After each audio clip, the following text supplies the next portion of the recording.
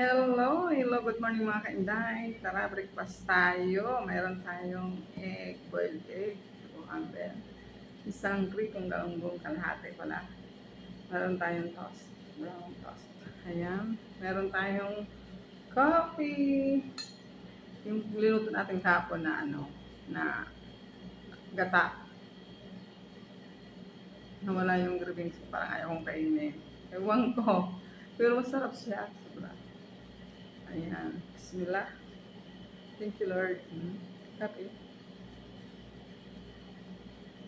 Ang sarap. Ang sarap. Ano na unahin natin? Alam na.